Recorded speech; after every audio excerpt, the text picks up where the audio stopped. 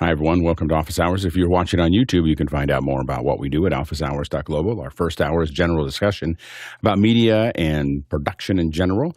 And our second hour is usually something we want to spend a little bit more time on. But today, more questions. So if you've got questions, you can throw those questions in. We're taking a light week, a heavy week for you who are listening because we need your questions to we will go as long as you ask those questions. So if you stop asking questions, it'll just be a short day. But this is a great panel here, and you'll have a great opportunity to get some questions answered if you have them. You can throw those questions into Makana. Make sure to vote on those questions so that we know which order you'd like us to, what questions are the most important to you. And then also, if you're not a Makana, of course, you can use askofficehours.global. It's this little QR code right here, askofficehours.global. You can just ask the question there. You don't need to sign in. You don't need to do anything else. It'll just pop up on your phone or your computer. And you can throw those questions in, and then we will feed those into the show. Let's go ahead and jump into the first question. Bill, what do we have? Our first one comes from Mitchell Hill here on the panel from Wilmington, Delaware. Any Black Friday deals that got your attention for today? Go ahead, Mitch. Black Friday is a great time to shop for stuff. I see the best and deepest deals on software plugins or services that I use in After Effects. Like Boris will have a deal like 25, 30, 50% off. It's just very convenient to get it now. And if you let it slide, they'll remind you, hey, we had a great deal. You have to wait to NAB to get a better one than that. And then if you're into food, Omaha Steaks has a big deal going right now. B&H, you can get Sony cameras and lenses, I think up to $500 off. So it's well worth shopping around. You'll find a great deal, but you got to have the money to spend. Go ahead, Brandon. Yeah, one of the biggest deals I'm really excited for right now is in the lighting space. Aperture has their Amaran series. They're like more designated towards like creators, but they're like $100 to $300 off right now. So you can get like a 200X, F22. Those are like a couple of my favorite lights, and they're just an absolutely steal of a deal right now. That's awesome. Bill? For me, it's been software only, and I've been working off of iZotope 6 for a couple of years and hadn't really thought it has the plugins that I need that I run every day, particularly for narration work and things like that. But they did 2/3 off of their software, so the $300 package that I was eyeing went down to $99, and I figured that was enough to pull the trigger. Yeah, absolutely. Nobe Omniscope is 30% off, which I use very, very often. So that's a pretty good deal. Also, the small rig, the V99 batteries, which Brandon actually got me into. I have 3 of them, but, you can never have too many batteries. And those are, I think, $100 off or something like that. So it's a pretty good deal. What were you going to say, Brandon? Those are one of the most versatile batteries I've ever used. I think I bought like 9 or 10 of them for the campaign, and it was I used them everywhere. They're so great. Yeah. Absolutely. Mitchell? I have to ask a question. Is Black Friday better than NAB sales, or should you wait for NAB? That's the big question.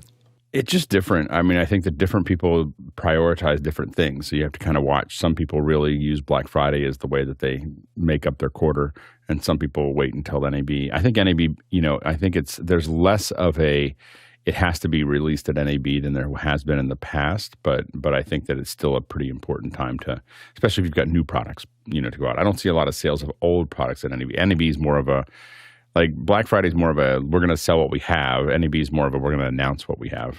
I think that's kind of the deal. Next question. Julius Evans in New Orleans, Louisiana is up next. What would be the best use case for using Vmix to produce shows for organizations using Zoom, Teams, or WebEx, using Vmix calls for the host and guest, and the Vmix NDI output as a webcam in the conference for the audience? Is this a viable business model? And that's a QR code question this morning. Go ahead, Guy. Yeah, a lot of us aren't using Vmix Call any longer just because on the remote side for the guest to join, everybody knows Zoom or everybody knows Teams. And so use what they're used to using, because the second that you start introducing these web browser-based pop-ups and there's some confusion there and they get frustrated. So even though the color quality you can bump up and there's some isolation things, it is a nice way to get guests in. But unless you're doing it routinely with somebody who's kind of tech savvy, I would just stick with regular plain vanilla Zoom. As far as the NDI output, You don't have to go NDI. Vmix has something called external. That's how I'm piping in right now. So it just pops back in as a webcam. So you don't even have to use NDI for the output. You just click external and it'll show up as a virtual webcam in all of your apps that are connected to that particular computer. As far as it being a business model, I mean, it all depends on what your show is. I mean, there's so many different models. But as far as the software, I mean, it's great software. It's probably the best out there. I don't think that there's anything else on the PC side. Maybe Livestream Studio that's pretty popular, Wirecast. But otherwise, hardware, lots of Blackmagic stuff out there, ROS on the high end. Just depends, again, on what your numbers are and how much you're charging the audience to appear, or how much you're getting dollars from your sponsor, whoever it is, to make that business move. Yeah, I would say that Teams and WebEx are not really built for broadcast. So if you may have to use them, and you should always have a computer that's capable of grabbing onto those. They're not. They just don't have the broadcast tools available. Like they're the Vmix though. Definitely can attach to Zoom directly now, so you don't have to use. Or is that still in beta, or is it out? Is it out? It's beta right now. It's Vmix 27. Yeah. You can download it, but it's not recommended for production at the moment. I mean, it's been solid. I've piped it for many days, and it's solid. So I'd still recommend when it comes out, the final, but not in production right now. Yeah, so we're going to be doing a lot more testing in Memo Live on the Mac and Vmix on the PC to really look at kind of pushing that and how close can we get the show. I think that this time that we spent not having the hardware kind of got us into let's look at all the different options that we have here. So Vmix, Memo, probably Wirecast as well. Doing it, we're looking at Vector, as another solution that we're going to start testing soon. So there's a lot of different both cloud and location-based stuff. But I think that the thing that still keeps on coming up is that Zoom ISO and the tools that are tying into Zoom definitely set it a fair couple notches above. That said, you'll have some companies that are like, we can only use WebEx, we can only use Teams. So understanding how to use those is fine. We found that for the most part, when we explain what the advantages are, to Zoom, 1080p, some of the Zoom ISO stuff, not having any debris. A lot of people will figure out how to use Zoom because a lot of them have. But there's still companies that are kind of locked into Teams and WebEx. Go ahead, Mitchell. Yeah, you have mentioned before WebEx and Teams for broadcast. What was the not so great but very accepted standard for broadcast? They made the box for it. Yeah, that was Skype. And that was a really, it's a pretty genius piece of hardware. I had about 6 of them at one point. So these were the Skype TX boxes. There was a 100 and a 400 that NewTek sold. There was another company in the UK that sold them as well. And what these did was, it just was for a broadcaster, you didn't have to think about how am I going to wire up my computer and have an output and everything else. It was a 1U box. You slide it in, and it ties into SDI, and you're done. And that was it just really just tightened that whole thing up, and so it went everywhere. I mean, and I think that so I think that those are the things that I think that definitely made a big difference in the acceptance of that process. Next question. John Fultz in Seelings Grove, Pennsylvania comes up next. I have a cable box with an HDMI output. I also use an Apple TV with audio going to HomePod Minis. Is there a way to get the audio from the cable TV to the HomePod Minis? Go ahead, Jason. There is, but full disclosure, I've never actually tried it. So there is an article on Engadget about how to do this. It has to do with EARC. So you need a TV with EARC, Enhanced Audio Return Channel. That needs to be plugged in to the Apple TV. So if you have one EARC on your TV, you have to plug it into the Apple TV. There's the QR code and the way to do it, and it needs to be the Apple TV 4K. So give it a shot. Go ahead, Bill. I think Jason explained it beautifully there. I've got a pair of original HomePods, not the minis, but I think they're nothing but backward compatible now. And having the HomePods as stereo speakers, essentially, I have 2 of them on each side of the TV. It's been problematic in the past sometimes, and you do have to jump through some hoops like Jason just explained if you want to do something outside of its normal signal paths. But it has also really improved over the last 6 to 10 months for me. And now it seems to work all the time smoothly, and it's really nice to have that next to the TVs. have to admit, it's been a long time since I've had cable. I don't understand anymore. Like the online experience is so much better. Like if you haven't, I mean, I understand if you don't have an Apple TV and you just have your TV and it's just, but once you have an Apple TV, I will say, like it was one thing to watch. Like I've gotten so used to I got the NFL ticket, and what I'm used to now on my Apple TV, I could never go back to TV because I go, oh, I'm 20 minutes late. Just show me the most important. I mean, and it's happening in real time. Show me the highlights that get me up to right now. Or I want to start 20 minutes behind because I'm not going to try to tweet things out. And I'll just slowly move through all the commercials as I go through. There's a whole bunch of things that I do all the time that's just kind of standard operating procedure now that I just don't know, how and I watch all my movies through it. I don't, I think that there's so many features that once you get used to it, I will say that it's, I wouldn't, if I had an Apple TV, I wouldn't be trying to pipe through it. I'd be just replacing my cable experience with that. Go ahead, Bill. I will have to admit, I've actually done the same thing. I have my Apple TV and I have my cable box on two separate inputs, and we usually go to one system or the other. It is possible to link them through and try to do it in one, but to be honest with you, I find it more annoying than useful, and I know when I'm going to watch something on Apple, so I just switch to that. The AirPods or the HomePods kick in, and my Apple TV experience is now, because of that, much richer than my regular cable experience. I don't even have. I mean, I don't even know how to turn my how to have my TV do something other than it's just Apple TV is what it does. Like it's a monitor for an Apple TV. Go ahead, Mitchell. Yeah, it can get confusing because if you have an AV receiver that's doing the switching of the audio, it's also switching the video. And some are better than others at doing 4K, and some are quicker than others. I know on my old Denon that it takes upwards of 15 seconds for it to do the handshake and do the actual switch. So having a separate input on your TV or device where it directly switches the Apple TV or your cable box is probably a better bet.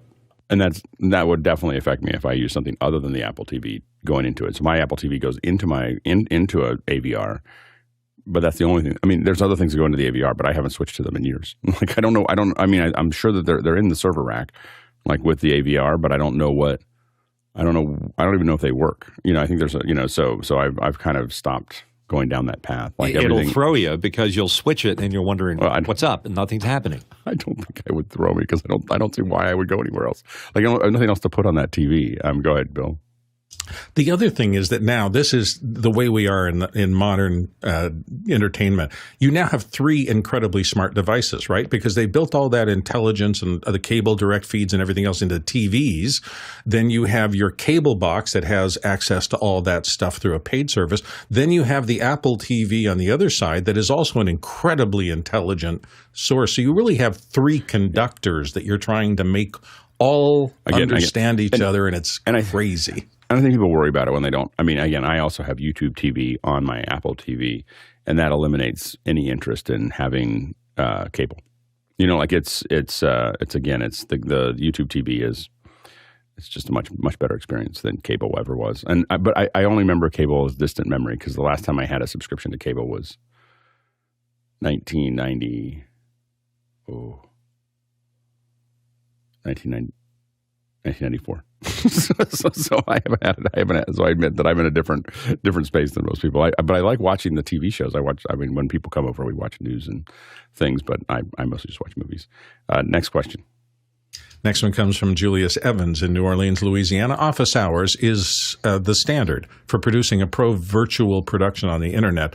The broadcast television experience that the show's core panelists possess is evident in the production value. What's the workflow for the show pre to post show? Oh, I feel like that's a whole. We've talked about this. How much time do you have? Yeah. I think that it's a great question.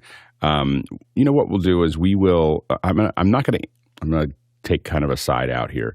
I'm not going to answer your question today, but I'm going to tell you that we will do this in December. We'll spend a whole second hour, and we'll have folk. I want to organize. I shouldn't be the one telling you. Like we should not be telling you. We should get the teams that work on this and see if we can't just talk about the workflow because it's a pretty amazing workflow built by an amazing team, and I don't want to short it by trying to describe it here. So I'm going to see who we can get available in December. We'll find a date that we can do that. We can bring on the key people or people that are willing to come on and talk about it, and we'll try to go nuts to bolts through what it takes to actually put this show together. But I just don't think we can do it justice by trying to answer it here. But it's a great question, and we'll answer it in a fair bit of detail in the next over next month. Yeah, go ahead, Mitchell. I don't know if you've seen the Assembled series on Disney Plus, where they go into the background, and they do a pretty good job of it. A little long, but I just watched the one on Loki. It would be very interesting to do almost a documentary style of everything that makes the office hours world work. Wouldn't it? You have to find time and people willing to put the resources in. But yeah, I'm in. There you go. Go ahead, Guy. Yeah, if you do a search just on the Office Hours Global YouTube website, you just type in Office Hours 2.0. These will at least get you kind of up to speed as to what we've done in the last year, which have some of the diagrams. So if you, in between now and whenever we get to talk about it more, if you watch these couple episodes, this one, 2.0 reviewing, and then there's another one, Focus on Office Hours Update 2.0, and the switch. So there's quite a few, but to answer quickly wouldn't do us justice because those things are an hour long and there's 4 of them. So there you go. Watch those 4 hours and you'll get up to speed pretty quick. Get those, and then we'll do another one where we really bring the team on to talk through some of the stuff. So stay tuned for that. It's a pretty amazing amazing system. Next question. Here we go. Now we're going to get some controversy going. Chester Sweeney in Las Vegas, Nevada. Reliable coffee makers for road gigging. AeroPress, Mr. Coffee, Krupps, bunn, what? Yeah, go ahead, Brandon. Yeah, so I come from the coffee world on this one. I would say an AeroPress is probably going to be your best bet on the road. But the bigger logistic that you have to overcome is finding hot water. And if you have access to a Starbucks, they're great for it. But I found there's this whole new category of mobile electric kettles you can get. They're like the size of a hydro flask. And I just traveled all over the country with one, and it's phenomenal. And who makes it'll that? all fit in like a, so let's see. The one I got is from this company, Bali. It's like $19 on Amazon. And it just makes hot water. Yeah, and it just makes hot water. And it's, because it's not the same. You use the coffee thing, which they're slowly taking out of a lot of our hotel rooms. Exactly. And then if you run the water through it, it tastes like the bad coffee that they had that hasn't been cleaned in the last 60 years. And 100%. Yeah. So absolutely. The hot water is the biggest thing I recommend. And then, a little hand grinder, and you basically anywhere in the U.S. or anywhere that you're traveling, you can pick up coffee and you're ready to go. So. Yeah, that's great. Yeah, good. Bali. All right. Jason? Just kind of a quick aside. After you've got the water hot, thank you, Alex. Like the Ember mug is just... Yeah, the Ember mug works well, especially when you have a long show that you do every day. I've got 2 of them here to keep things warm.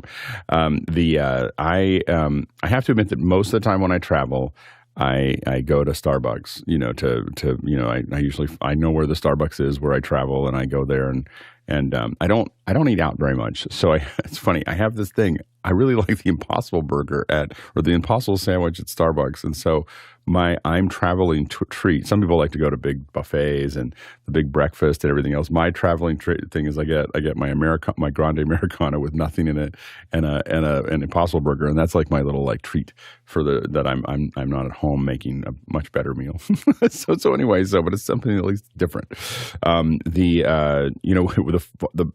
The funniest one that I've ever seen is there was someone we did production with, or we didn't do production with them. They were in the back. When you do these big events, there's like 300 people back there and like 6 different companies and everything else. But there was one guy that had built it into his road case. It was a full-on Italian, espresso. It was just, and you could hear he had to wait at certain. You had to put your order in because he would say, "Oh, I'll get to it. And it's like the audio guy or something. I don't know what it was, but when it was and you just hear this way down the hall. And he'd make you a cappuccino. It definitely, everyone knew him. Everyone knew who he was, but it didn't seem like the most practical thing behind an event. But anyway, it was good. There you go. Next question. Next one comes to us from Vic Hernandez. Oh, I'm sorry, Chester Sweeney in Las Vegas. Recently, Alex mentioned a small electric screwdriver. Which one? Which brand? Oh, I have so many. So I have so many electric screwdrivers. Hitachi is the one that I've been using the most. So I have a Hitachi. It's got the little round ones. That's the one I used last night. But I have a DeWalt. So the thing about the thing that I really like about the Hitachi one that I have is that it snaps. In both the DeWalt and the Hitachi, they bend in the center. So don't get one that's just hard long. It's got to have a hinge in the center of it because it really makes a difference to get into certain places. And you don't want it to be just a pistol either because that'll be hard to deal with. So you want it to be straight with a hinge, and that's the key. And then obviously rechargeable batteries. Have lots of them.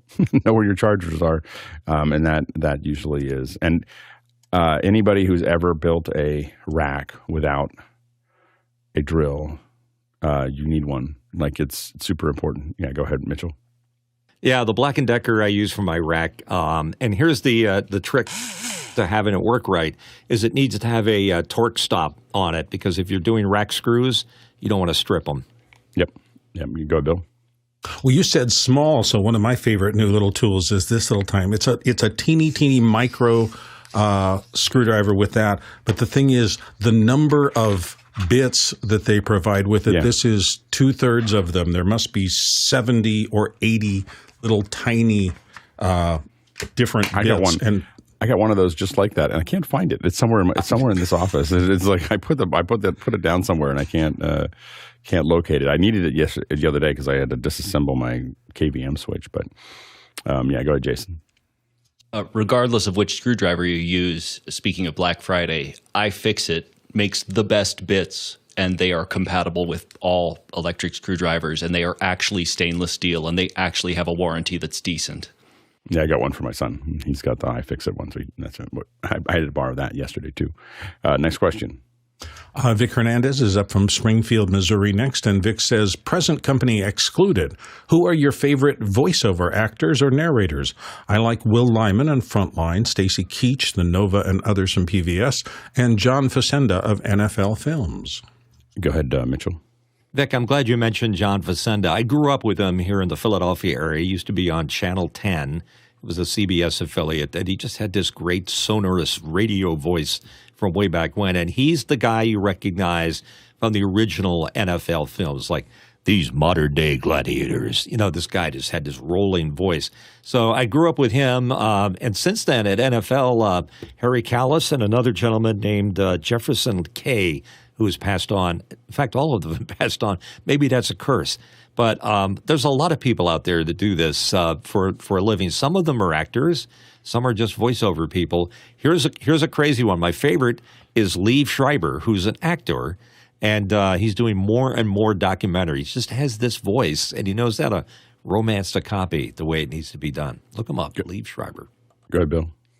So for me, my hero of voiceover is a guy he did the voice of Tony the Tiger, so he did You're Great. And in that one thing, you can always tell it's him. I didn't know who it was until I went to a thing in Long Beach called the Pageant of the Masters. And this is a really interesting thing. Thank you to my brother-in-law for grabbing tickets one year. What they do is they create on-stage famous paintings. So the actors are in period costume. They're behind a scrim. When they open up the lighting on it, you would think it is a Gainsborough or a Raphael or some other painting that you're sitting there looking at. But then eventually, after the narrator explains the history of the art, they raise the scrim and everybody walks off and you realize it was real people. It is a stunning artistic achievement. And they mentioned the narrator at the end and they said this name, Thurl Ravenscroft. And I didn't know who it was, but then I looked up his curriculum vitae. He did all of those Disney things, Sleepy Hollow. He just has this amazing voice and an incredible presence. And he's got a credit list that goes on and on and on forever. So if you've ever been in a Disney exposition like Pirates of the Caribbean or something like that, Thurl is in there somewhere. He passed away a few years ago, but he was an astonishing talent. Christopher Walken. Next question. Next question comes from Roscoe Jones in Madison, Indiana. If Apple were to have a shot on iPhone video contest, what might be the cost of entry in terms of gear? Will we need to lower cost categories just like the Student Academy Awards? Go ahead, Jason. Okay, so this is one of these truth and a lie things. The truth is, yes, you can shoot it on an iPhone. The lie is you're still going to need so much out of the camera department, the lighting, the scrim, the rigging, that you're not going to save a ton of money. Like I don't think if you're it's shooting really money. high grade. I think Apple. Yeah. Go ahead, Brandon. Yeah, I actually submitted a film. Moment has been doing a shot on iPhone contest for a number of years. And about 2 or 3 years ago, I submitted a film for it. And it was, very basic production. But I think like if you just kind of separate out different categories of like, here's just shot on iPhone, here's iPhone plus team, here's iPhone plus team and everything else. I think that would be like a pretty good way to, show the different levels of what you can get away with. And especially with the 15 Pro now, like that quality is coming up quite a bit. Go ahead, Bill. I came up with a line for one of my articles 25 years ago that stuck with me forever. And the line that I wrote was, it's never the piano, it's always the piano player. It is not the equipment that makes these things. It is that amazing team behind it. Everywhere from the writer, the conceptual artists, the writers, the animators, they bring in whatever equipment they need to execute their vision. And whether that camera in the middle is an iPhone or something else, it benefits from the rest of that knowledge and expertise that is surrounding it. The iPhones are, I think, the first generation of phones that have the respect of being able to put, if you put it in the middle of that big workflow, you're not going to get a bad result. You're not going to get a result that people can look at on the TV set or wherever and say that was shot on something less than full quality. It's just not there anymore. We're seeing these things from Apple and others, and we're going, this looks just like everything else I'm using. And that's because the artists behind it knew its limitations and where it's good at, and they've leveraged the hardware device to make it look as good as it can be. But, people have been doing that since the dawn of time. A person playing a Stradivarius has to be a good violinist first, but then the equipment enhances that a little bit more and makes it something special. I think we're in the same place now. Go ahead, Mitchell. I think a challenging one would be shot on 6. That would be very challenging. The alternative would be maybe using my backup camera on my car. Yeah, there you go. Go ahead, Guy. Yeah, since Guy's not here today, and on behalf of Seattle, I'll say it for him. Story. It's all about the story. So there you go. Yeah, I think that what Apple should do, if I was Apple and I was going to do this, I would put a pretty big price tag on it. But I would make part of your winning showing how you did it. So to prove that you shot it with the iPhone, we want to see every shot you have to shoot behind the scenes of the shot. And then you engage people to, there's going to be a whole documentary that's built behind it of how you did it. And the reason for that is that it would allow Apple, it would engage many filmmakers to show many different ways of using the iPhone that Apple could publish out and show and teach everybody how to shoot with the iPhone. So it wouldn't matter who won. It wouldn't matter whether you're doing it with one person or 8 people or whatever. Just get the people who have the resources to do it all the way up, but have them show you how they're doing it and have them talk about the lighting and talk about the things. And it'd be a great filmmaking process. So anyway, that's my 2 cents. Next question.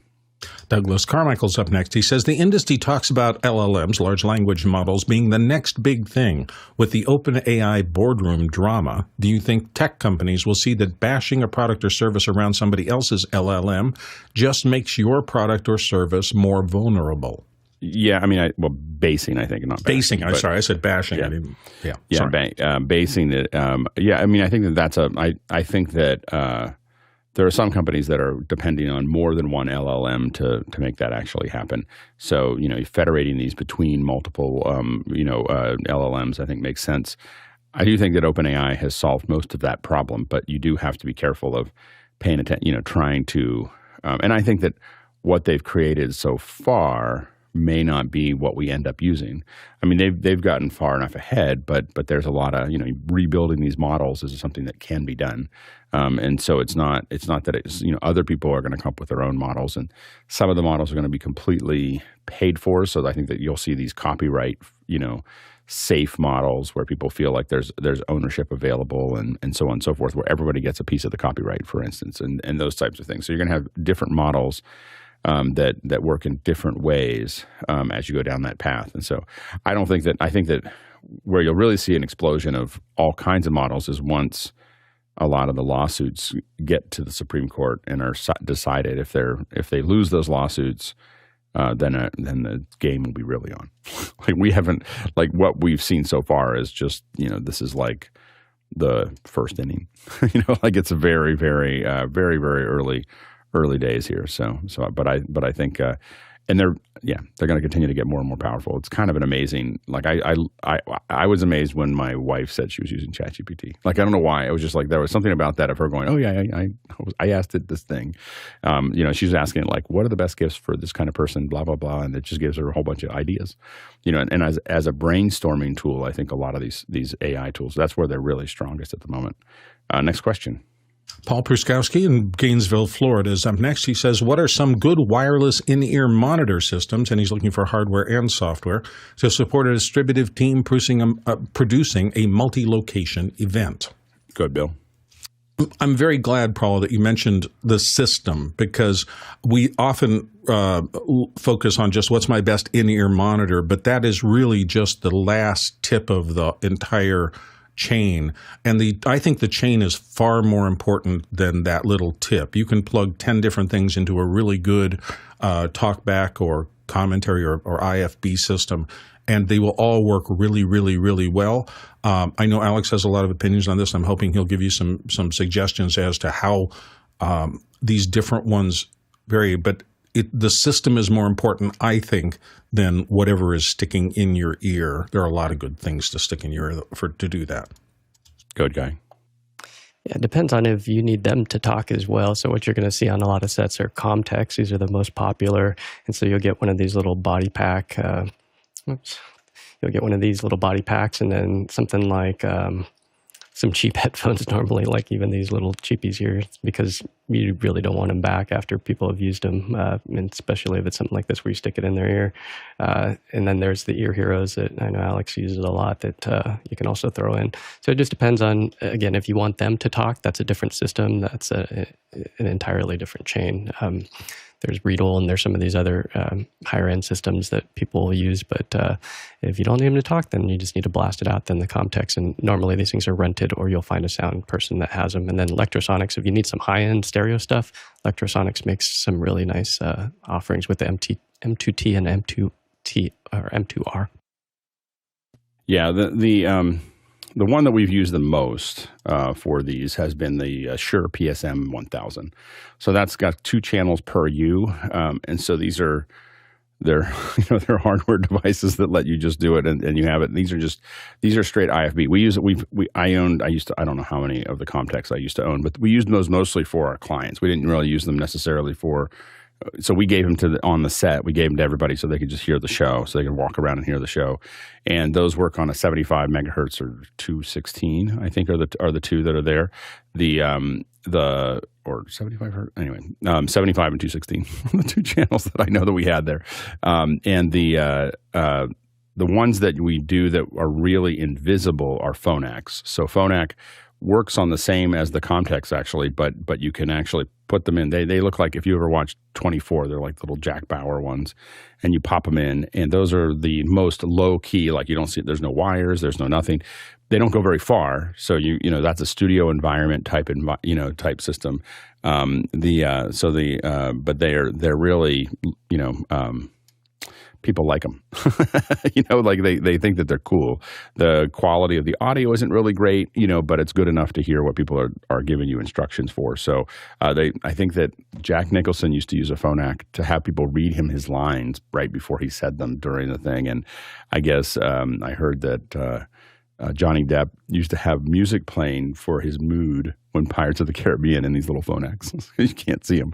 So anyway, so those are but they've been popular for a long time. But yeah, but the PSM 1000s are the things that we have probably used the most. Next question. Alexander Knight, Port Coquitlam, British Columbia, Canada. I notice when people start a screen share in Zoom, the video feed goes slightly pixelated for a brief second. Why is that? Sorry, this is what happens when I try to answer a question. I get in the wrong place. Mitchell? Yeah, I've seen that before, Alexander. It's pretty typical. My guess is that it's a little bit of a heavy lift for Zoom because it's got to probably switch the scaling and the resolution of the image. So there's just that moment where it has to think about it and process it and then get it back up on the screen. Next question. Next one comes to us from Guy Cochran here on the panel from Seattle, Washington. What's the best iPhone app for scanning a venue, for measuring the stage, ceiling height, and so forth? Ideally, would be able to do text over a file. Go ahead, Jason. All right. I like Polycam if you just want to turn out a USDZ, but for me, the Magic Mix is a combination of an app called Magic Plan and Polycam. So, I can very, very quickly get a 3D setup of a building, and then with one laser measurement that comes in through Bluetooth that the app interacts with, force scale that entire thing and take stuff like, the 360-degree pictures that I've taken and incorporate them directly into the plan. And yes, this can be shared over the net and also exported as a USDZ. That's great. And that's Magic Plan? Magic Plan, yep. That's great. Yeah, the challenge really is things that are larger than 30 feet. So 30 feet that you can't get within 30 feet of it because that's about the limit of the LiDAR. So so you'll find that if you use something like Polycam and you have really high ceilings, if you're talking about a stage or something like that, it can't get up there. So that's the challenge I've had. But in smaller venues, I use Polycam all the time. Pretty much if you leave me in an empty room, I had my daughter was playing at a venue. She was playing drums at a venue, and they were getting set up, and they were all set up, and the room was still empty. So I scanned it, and my daughter's friends were like, your dad is taking pictures of the wall. Like, what is going on? So, but I now have that venue, scanned, and I can, if I ever wanted to do, I've learned not to assume I'm not going to do something here, and so I figured I might as well get the measurements for it. So, but that's when you start going into a larger scanner. One of the things I took advantage of because I have a scanner, the Leica, I would use it as previs all the time, just because if I'm doing an event there, they'll probably let me do what I need to do to be like, hey, can I take some measurements? And then I take all the measurements at one time with it. And so I have lots of venues. So next question. Adrian Watkins, coming to us from Wellington, New Zealand, is up next. Reuters are reporting that an undisclosed artificial general intelligence breakthrough may have been the catalyst for the Altman firing. Panel thoughts? Go ahead, John. We talked about this on yesterday's show. I'm not going to contribute any more to the rumor mill here. I suspect we'll find more about this this coming week. Yeah, to contribute a little bit to the rumor mill, John won't, but I will. So it probably has to do with math equations. That it was able to do a math equation that was like, I don't know, at a 6th grade level or 4th grade level or 8th grade level. So that would be the thing that would have them. And I think that it's a very limited way to measure intelligence. So I think that I don't. Sure. But I guess they've decided that's an area of measurement that they care about. So we'll see how that goes. It definitely something. It does feel like when the story unfolds about what happened, something had to have happened because it was just a very fast and furious, knee jerk. What really appeared like a knee jerk reaction by the board. So it'll be really interesting to see what happens there. Next question. Stephen Montagna, Madison, Wisconsin, up next. What's your favorite and or proudest moment of a jury-rigged solution? A time you had to solve a problem with less than ideal tools, equipment, and resources. I have one that's not necessarily. Yeah, go ahead, Guy. I had one when I was fresh out of college. I used to work for what they call a service bureau, a pretty high-end place. It was voted Kodak Lab of the future, so it was high-end place, and I was printing these large format prints for a very large company, and it was a rush order, had to be done overnight. I was working the graveyard shift, and so this machine wouldn't fire up. It just went out. It was a DEC, if you know, DEC, DEC Alpha computer. So that was the RIP, and it just went dead. And I was like, uh-oh, what do I do? And I remember that there was a film scanner upstairs, another high-end Solitaire, it was called film scanner. It had the same DEC. So knowing computers, I was like, all right, I think it's a power supply. So I found a screwdriver, pulled the power supply out of the DEC upstairs, ran it downstairs, installed it, fired it up, and everybody was pretty amazed in the morning that we still got the order out. And it was for a big company, so it kind of saved the day on that one. That was pretty much my biggest jury rig thing, and that was very dangerous for a kid fresh out of college to do, because DEC computers back in those days were big money, like more than 10 grand for that.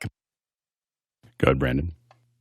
Yeah, so I just recently been doing a lot of live broadcast TV, and there was a miscommunication on timing for everything, and I didn't have a lighting kit at all with me. Thankfully, I travel with one of those little Aperture MC lights and a monopod, so I ended up lighting a live TV news hit with simply just an MC light on a monopod, and to be honest, you would be none the wiser. Great. Felt pretty great. Jason? Okay, no, I'm not proud of this one, but I was doing backup on a broadcast in Maryland, and it was in a hotel venue, and everyone knows that the bandwidth in hotel venues is not ideal. So I ended up just kind of talking my way into the back of the network closet and taking back the internet, just taking the whole thing down for the entire rest of the hotel in order to get our broadcast done, because I reminded them of a certain clause in the contract that said, your bandwidth is mine first, and everything else is yours. Good, Bill. So mine was at a live thing that I did. It was the Athena Awards in Phoenix. So this is for the Outstanding Woman of the Year in media. And my job was to videotape her. She was on stage with the wireless microphone. I met her before that. I didn't know her very well at all. And I looked down, and she was wearing one of the most elegantly tailored outfits that I have ever seen. And it suddenly struck me that it was so elegantly tailored that it was completely form-fitted. It had no extra thing. There were no pockets, no anything. And I thought, how am I going to mic her? I've got no place to put a body pack. I've got no place to rig anything. She's going to be walking through the audience. What am I going to do? And I remember just this cold, horrible feeling of, am I going to blow this gig? What am I going to do? Finally, at the last minute, I just had this please work inspiration of, she had a handheld mic, and I took my smallest body pack transmitter and lav and literally gaff taped it to her mic, and thinking, please don't conflict. And it worked perfectly. But that was, oh God, I had a terrible half hour trying to think through that. What's interesting about these stories is most of them are broadcast related. And so is my story. Way back when I was working at a station in Philadelphia, the big talent was Jim O'Brien, who's since passed. He was very well known, very liked, very intense individual. And we were doing a Helping Hand marathon, and he was scheduled to come on the air, but he was covering something, and they had to fly him by helicopter. Anyhow, there was a half an hour window where they had to have Jim on the air, but he couldn't be in two places at once. So I stepped in and did a spot-on imitation of him because he was my mentor. And I think I pulled it off, except when he found out who did it. Then he was not happy. Yeah, I mean, I come from, I mean, I won't tell too many of these stories. I come from Appalachia.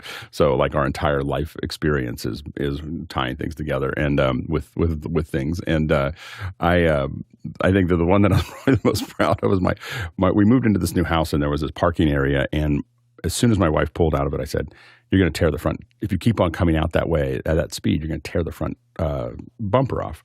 And she's like, oh, no. 3 days later, she tore the bumper off. And I was like, I went and got braided wire and duct tape that matched the color of the car and I put that bumper back on, and from about 10 feet away, you couldn't tell.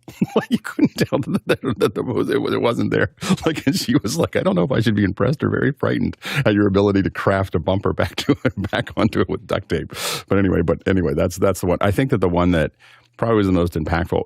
It's kind of jerry rigging. We were doing an event at the Masonic Temple in L.A. I think it was Masonic Temple, USC. Anyway, so we were doing one there. It's a big project, a lot of people, and I think I've told the story, so I'll keep it quick. The power went out, and when they relaunched it, the router for the truck no longer came back up. This is a 42-foot double expando, and we didn't have a show. This is like a couple hours before the event, and I didn't do it, but I was like, we were just riding through it, and the audio, the truck engineer and the video, the TD who happened to design studios for Sony, they figured out how to rewire that truck in 45 minutes, by just hardwiring it into the switcher. So as production goes, first camera came up 20 minutes before the show. We started on time, and the client thought it was the best show ever.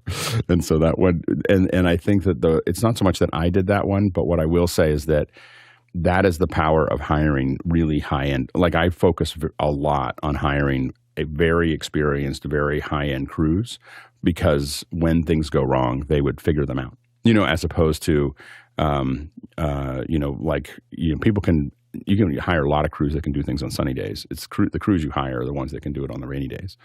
Next question. Next one comes from Robert Gramling in MKE, Wisconsin. I probably should know what that is. Milwaukee, Wisconsin. Just got a Samsung T7 2 terabyte drive, $99 at B&H. My research shows the T5 selling for much more. Is this due to the cache issue? Yep. A lot of us. I have some T7s, and I use the T7s as backup. I will not use them in production, and no one will. No one that I know will use the T7s in production because they have a tendency to stall. And so they're not. I don't think they ever got certified by. I don't think they ever got certified by Blackmagic, but we had all kinds of problems connecting them to the Blackmagic hardware. They have all kinds of stalling issues, and so I would not. I would not use those in production. But you can use them as backup. $99 is a good deal for 2 terabytes. Next question. Pedro Gonzalez in Oklahoma City is up next. What wireless microphones are best for recording vocals of football players during gameplay, both entry-level and God mode? Go ahead, Guy.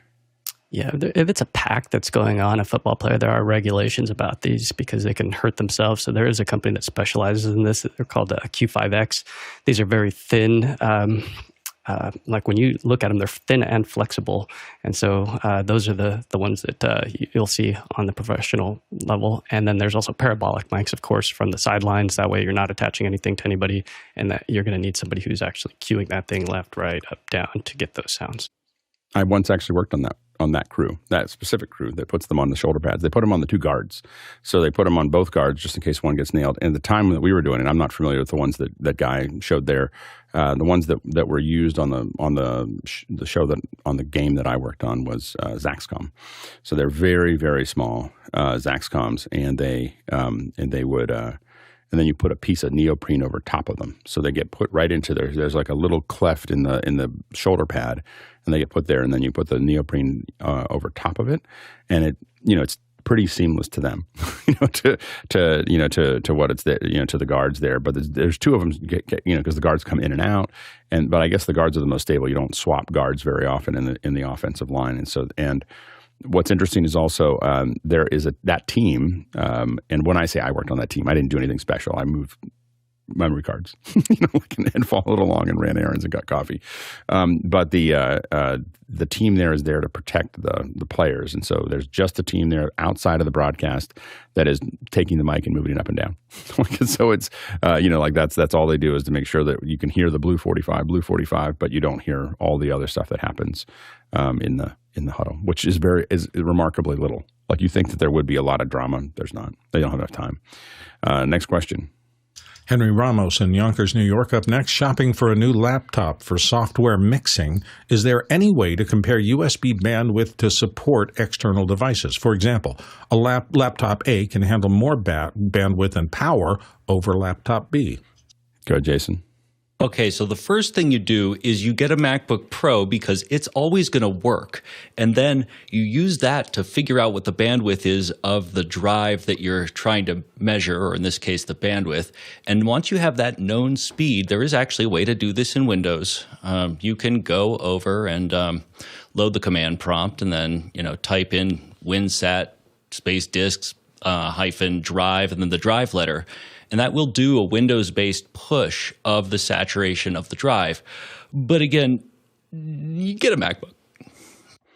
If you decide to go down the PC level or MacBook, understand how many buses there are. So a MacBook Pro, I think, has, I believe, 2 buses. So is it 3 buses? So there's 3 buses in it now. The older one, I think, had 2. Right. So you have 3 buses, but you have to know what connectors are on what buses, because at that point if you have something, it's not connecting each one of those doesn't matter as much as connecting all of them and figuring out what the bandwidth is across all of those pieces at the same time. Go ahead, Guy.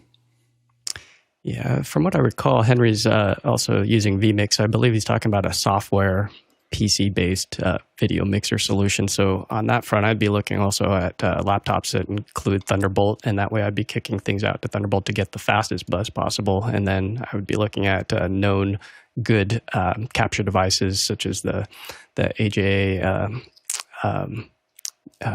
IO box, the 4K one that is tried and true. And also I'd be asking in the Vmix forums to make sure that other people are using those ones and that it's compatible.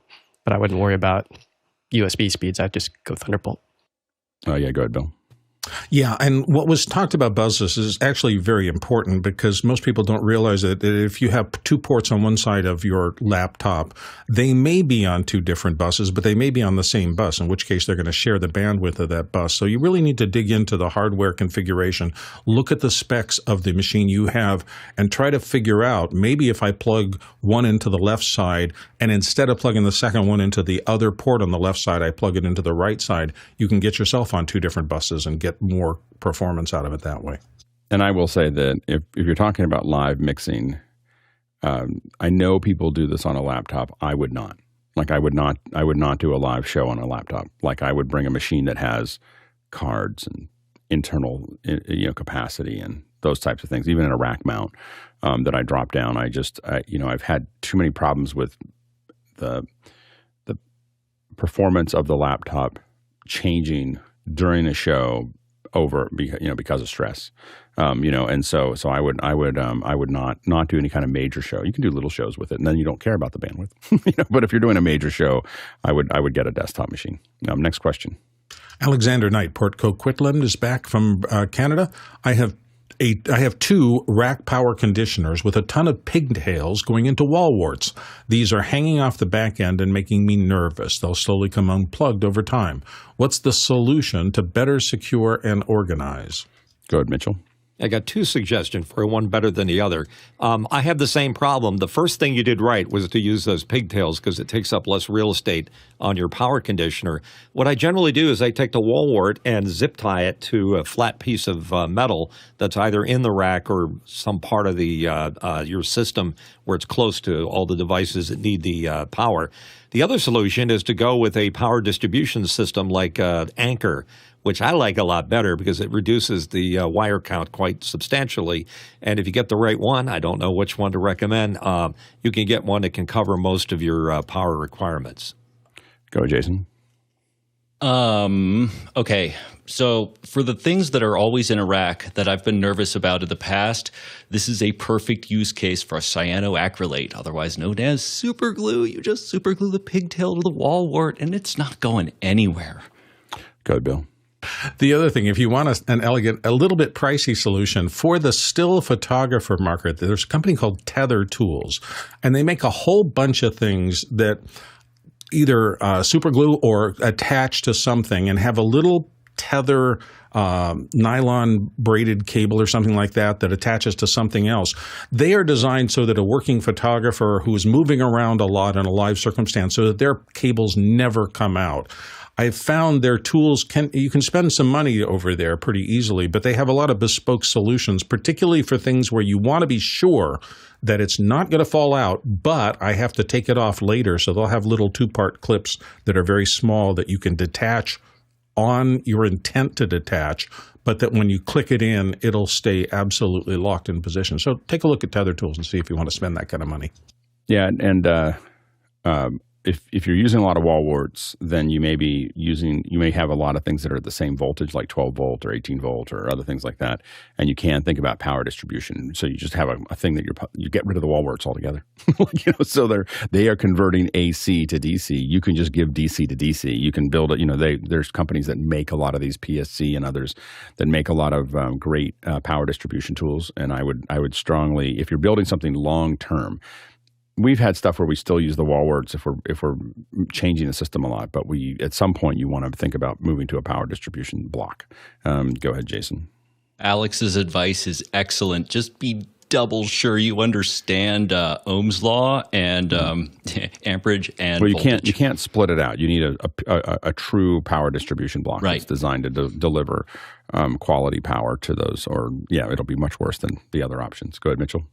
Just a tip, if you're sticking with wall warts, get your P-touch out and label what they go to, because you'll thank me later. First thing when they show up now. It's just like there should be a law about having to mark your own wall wart. That's all I got to say. Next question. Next one comes to us from Danny Grizzle in Longview, Texas. It is Black Friday, and I'm fighting activation issues on iZotope. I'm burned up to spend hours only trying to find they're not compatible with Sonoma, iLock, Apple Silicon, or something else. It never works, but they don't say anything on the Black Friday sale. Good, Bill. I just went through this yesterday, so I appreciate where you are. They do have a variety of portals. Now, you can go through iZotope directly and buy from them. In this case, that $99 deal I got was actually through Sweetwater. And so, yes, I bought it. Yes, it came through. And then there was they sent me an email saying, if you're in this circumstance, here's how you activate it. But if you're in this circumstance, here's how you activate it. Eventually, I had to go to the iZotope site. I managed to find they had sent me the password key via email. I used that on the iZotope site after I'd bought it elsewhere, and sure enough, by ignoring the first three and going to the one that they said was closest to my solution, it became very easy, and I got it authorized and on very quickly. But I appreciate what you're saying. Sometimes the copy protection plans make it difficult to find the right way to get it on there. I'm not sure it's a Sonoma thing because I'm on the latest OS. Sometimes OSs do make a difference. But I'd call them. The iZotope folks are nice. Give them a call, see if they can figure out how to help you work it out. Go, Jason. iZotope is now owned, I believe, by Native Instruments, which is a recent change since the last time I had to switch from one MacBook to the next. My advice on just in general for iZotope is that if you go to iLock's actual direct site, get an iLock account, and then download iZotope's downloader and put the iLock username in there and then authenticate that through the portal. Yeah, I think you'll have a much easier time. Does Native Instruments use iLock? I don't think so. I don't know, but it predates, so that's one of those weird little quirks. I'm hoping that this means that they'll dump iLock, because what a dumpster fire. It is just the worst. It's terrible. It's the worst idea. They should. I mean, I just would love to go back in time and just take that person and just give them something else to do. Here, have a cookie. Just to knock that thought out of their head, so that they don't ever make that horrible piece of. Next question. I had iLock buttons on that system, and I didn't push any of them. It's just I didn't want to go through such a horrible pile of. Anyway, next question. Paul Prusakowski again, Gainesville, Florida. I need help troubleshooting a recurring SRT glitch. A remote camera is sending SRT to the studio Vmix. We regularly experience random glitches where the audio gets dirty or breaks up, forcing a retake. Our Peplink routers are on both sides. Go ahead, Guy. Yeah, I'd love to see the end-to-end connection. Just what exactly are those Peplinks doing? Because if they're bonding somehow, there could be some kind of traversal that's doubling up or something and then breaking at certain points. But I would go hardware if possible. I know Vmix is your software decoder, but on the other end, what are you using for an encoder? Sometimes using something that's more robust that can actually handle H.265 at high data rates instead of these inexpensive options.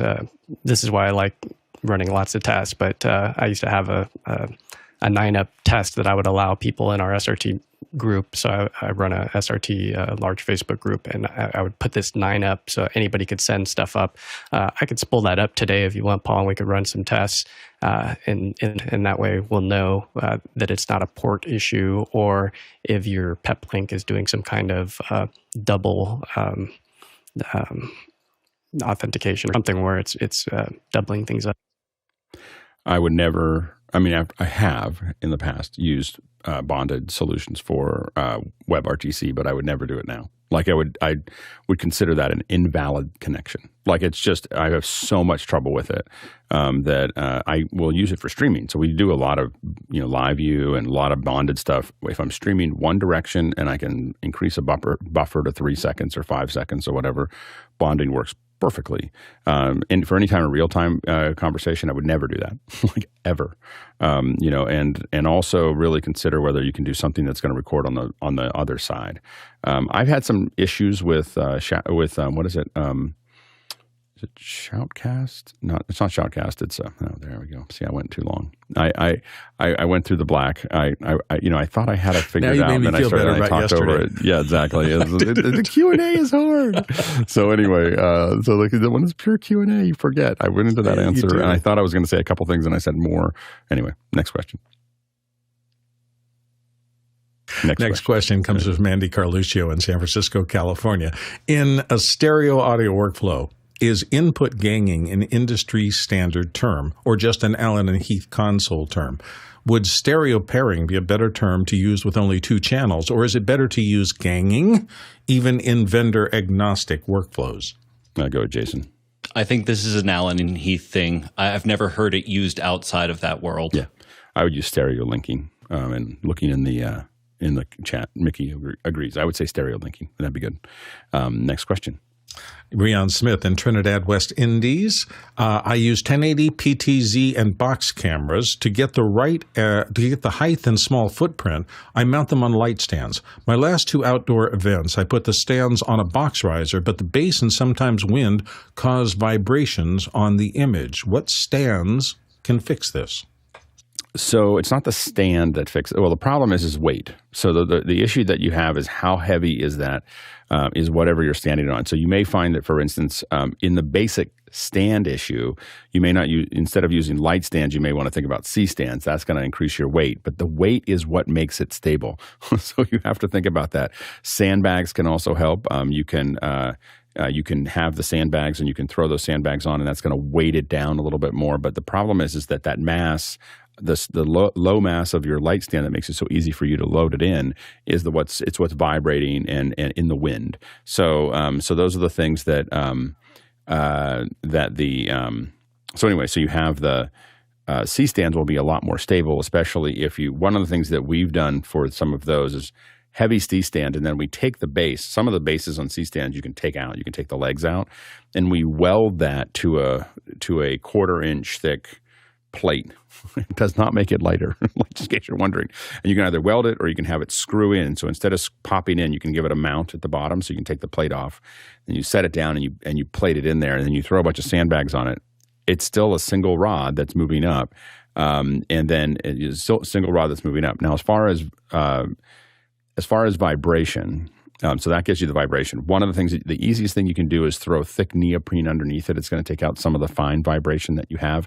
And then the other thing that we do, of course, the couple rules of thumb when it comes to cameras. One is the operator can never be on the same base as the same riser as the camera. So we always separate that out. So the camera has its own riser, the operator has their own riser, and they're usually spread out by an inch or two, so that so that's on its own. If you don't have a lot of budget, we take folding tables and just stack them up to where we need the camera to be. That adds an enormous amount of mass to the process, and they tend to keep a lot of vibration out. The most aggressive way that we've done it is someone we were touring with had a block of concrete, and they would literally take it and lower it into it. They had the riser, and the riser had, I think, about 3 inches of sand on the bottom, and then they lowered the concrete into that sand, and then they poured sand all the way around it, and then they put everything on top with a couple inches of neoprene. And that I will tell you, that camera did not shake. It didn't matter, because we've had issues where the parking garage below us is a problem. Like at San Jose Convention Center, the parking garage is right below the main system, and you get vibration all the time, just as trucks and things go through. So anyway, there are ways to do that, but there just depends on how hard. There's some that are unavoidable, and then you get into image stabilization within those within the cameras and the lenses. That's another way to think about it. So I know that some people have used, in some cases, gyros. But the problem with those is that sometimes they don't handle that really small vibration as well as you think. Go ahead, Guy. Yeah, if you're going to be doing a lot of this stuff, I mean, you can't beat physics, but Panasonic does have optical image stabilization in their cameras, which works fantastic compared to some of the other models that I've used. We swapped them out. Otherwise, people were buying things like this, which is it's a dampener. I mean, these will help. A lot of churches will put these on their PTZ cameras if they've already made the investment, already have like 6 or 7 of them. Then they'll just get these for underneath the places where they're on the second level and people up above are walking and creating some flex or some micro vibrations. There's many, if you Google search just for PTZ camera vibration, you'll find other models that look. This one's pretty expensive, but yeah, this is what will help dampen those vibrations on a physical level if you can't go ahead and do some of the things that Alex described. Go ahead, Bill. So also realize that light stands are probably the lightest weight. C stands are the next step up, but there are steps above that, like the Matthews double riser stands and things like that have a lot more heft to them. They are harder to travel with. You can throw them in a van, but they're just a lot more stable. And so if you're in this a lot, you may want to invest in looking at it in your used market or wherever and figuring out, Rion, whether you can find some older, heavier grip, some of that from Matthews or any of the other kind of serious grip companies. And that may take care of a lot of it. I mean, some of these, like the Matthews Low Boy doubles, are pretty hefty, and wind will not affect them as much. Next question. Greg Egan in Portland, Oregon's up next. 3D printing. What are you all printing, and what's your favorite creation? My son has mostly taken over my printer, so he prints a lot of stuff for school. A variety of things that we work on there. But he's figured out how to make all the things he wants. I'm in the process of printing out. I'm modeling, building very rough models, but to scale, of my switcher and a couple other like this. I'm modeling this today. Just not the whole thing, just the base, so that I get this. I can measure it, but I find it. I don't know. I like the photogrammetry part of it. So I'm modeling this as a base unit. And what I'm working on is basically building kind of a cockpit in front of me, because everything's kind of just laid on the desk right now, and I want to kind of pull everything up a little bit and figure out exactly where it's going to go. Now, what am I going to do with it down the road? Probably make it out of metal or wood or something like that. But I want to play with it. The idea that I can make an adjustment, let it print overnight, and put it in is exciting to me. So I'm getting almost everything modeled. Whether I'm measuring it or I'm doing that over the next couple days or next week, and then I'm going to start slowly build out the cockpit, and then that's going to help me figure out what I'm going to build at some point. Next question. Alan Cavito, Midlothian, Virginia. When I turn on an HDTV, I usually see 1080p for a few seconds. My brother claims that Comcast only transmits 720p video unless you pay for 4K. I thought my Fios normally sent 1080p. What's the story on what gets sent by the major cable companies? Go ahead, Mitchell. Yeah, it depends on the cable company. I mean, each of them have their own standards. Fios is pretty good about sending through 4K, but here's your problem. Broadcast ATSC standards, ATSC, are 1080i or 720p. So chances are something's getting scaled somewhere, so that might be the delay you're seeing. depending upon how the cable system works. And I can tell you with my DirecTV, when 4K came along, there were only a few channels that were 4K. The rest of them were 1080p. And they had to be doing some scaling or up-resing to get it to there. And it's just a marketing scam in many cases. So they can say, I got 4K, but you got to get one of these two channels. And you're going to pay for them. Yeah, one of the problems that you have is that the broadcasters are doing everything at 1080i, so they're not doing. They tend to not, like Amazon actually is actually doing 4K. I think that they're delivering 1080p, but the rest of it is all. It's a 1080i production in general, and the issue is that what we learned a long time ago is that you can it's to de-interlace to go to a progressive solution. It's actually easier just to throw one of the fields away and scale the other field. So basically, you're getting kind of a 960 by 540. So what we found is that 720 native is actually a higher resolution, feels like it's sharper than 1080i that's been converted to progressive. So you'll either see the interlacing itself, or if they take that out, you're actually seeing something that's a little softer than the 720p. Go ahead, Jason. 4K is a resolution. Bitrate is champion. Doesn't matter how many pixels. The real end issue is that every single cable company compresses and steps on this channel, or the one channel that you're listening to and watching, in order to get everything else in there. Yeah, and it's the problem for broadcast is they just don't have the money to upgrade anymore. Like they're never going to. So they're never going to go up. I mean, I'd be surprised if it goes up to 1080i, past 1080i for most broadcasts ever, because I don't think broadcast will survive long enough to make the conversion. Go ahead, Mitchell. Yeah, Alec, you're absolutely right. The new standard for television broadcast is ATSC 3, and 3 is 4K. But as you just said, they would have to completely rebuild their control rooms and infrastructure from 1080 up to 4K, and they're already suffering financial losses. Yeah, I mean that's the hard part, is that they're already under. They're in a sinking ship, and they're trying to. And so as we move completely to streaming, which will probably happen over the next decade, you'll see higher resolutions because you're just flipping bits. You're not right now to deliver 4K to your set. It requires going through all this hardware, and all of that hardware, if any one piece of hardware is not that size. And so it's not millions, it's billions of dollars that would be required to make that adjustment, which would be possible if it was still growing, a growing market. But it's not a growing market. It's now down, I think, 30% over the last 5 years. So the viewership on it is just taking a dive as people start to get used to not having ads. And there's just no, interruptions of ads is just a dying thing. And so I think that that's going to be the challenge that they have. And so you probably should, and this is also why people like me don't watch cable, like that earlier conversation of how do I get audio into the Apple TV or whatever. That's why we don't do that, is because then I'd have to watch ads every 15 minutes, and that's insanity, or 8 minutes or whatever. Next question. Douglas Carmichael's up next. What courses would you recommend for learning how to develop applications with a large language model? Would this be a good start? And he's comfortable with Python, and he's got a link there to a Python boot camp. Go ahead, Bill.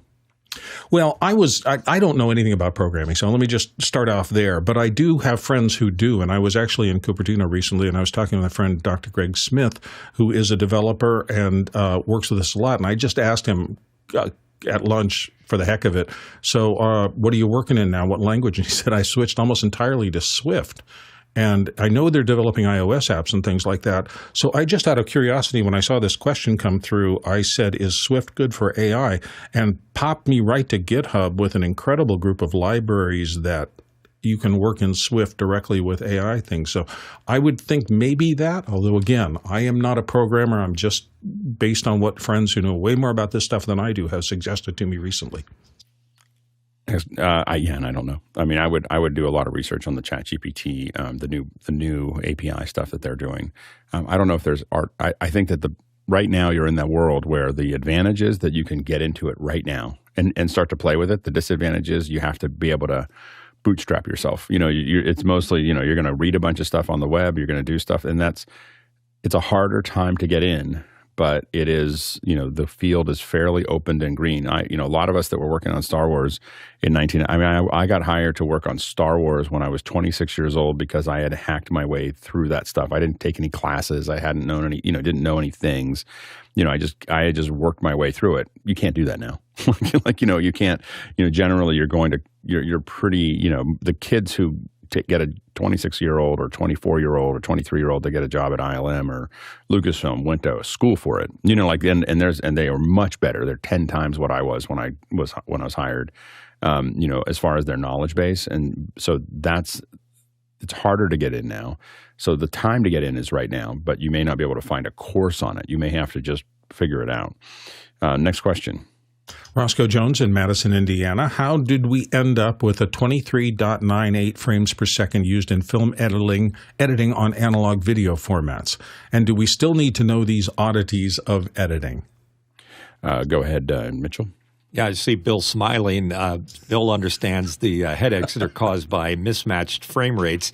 But the reason that we have this problem is it doesn't work mathematically to divide 24 into a broadcast standard, especially if you're going up to 60 minutes for a program. Therefore, they invented drop frame, non-drop, and some frames have to be held out in order to make the math work right. But it's a mathematical problem.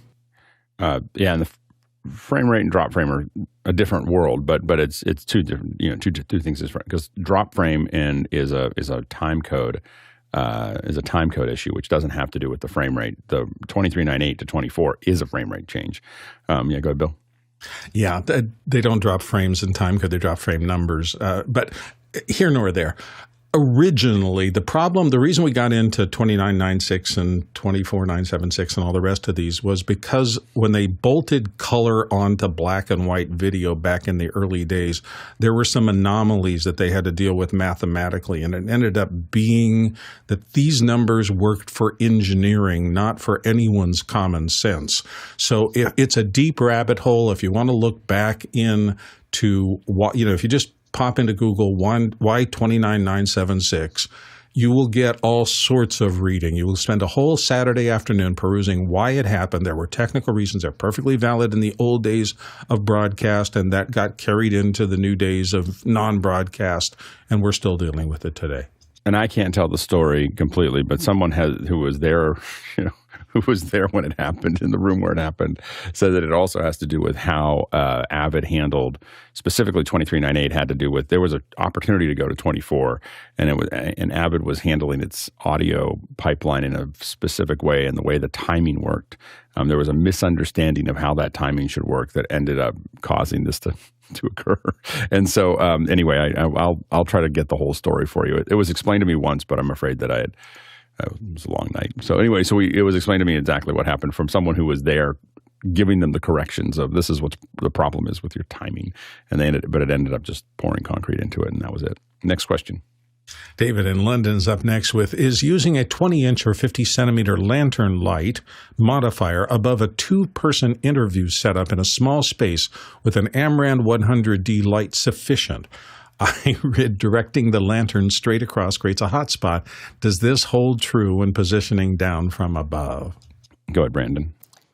Yeah, positioning it from above is what I see a lot of people doing for these kind of smaller interview setups. And one of the best things is when you're not pointing it directly at your subjects, that hot spot is going directly on the table in front of them, and they get kind of that like soft glow off the side of it. So I think it's, for a very quick setup, that's definitely something you can get away with. And I mean, right now I'm being lit with a Amran 200, but I think it's only at like 50% power right now. So it's going to be more than enough light for a two-person interview. Yeah, go ahead, Guy. Yeah, with these single large chip-on-board lights, a lot of times when you put them inside of a lantern, it's definitely going to make the light softer. But because of the nature of that light, it can create a hotspot. This question earlier about which light to get for Black Friday, Brandon had recommended that F22X, and they actually have it today. This is a heck of a deal. $559 with the lantern. So this is normally a $799 light. Just by itself. So if you can get two, that's ideal. I happen to have that light right here. So these are amazing because they fold down so tiny. I mean, this to travel with this thing is amazing, and it's a big controller, and you can hook up V mounts to it. But basically, it's like having 4 1x1s in a suitcase. So I'd recommend taking a look at that F22X on sale today.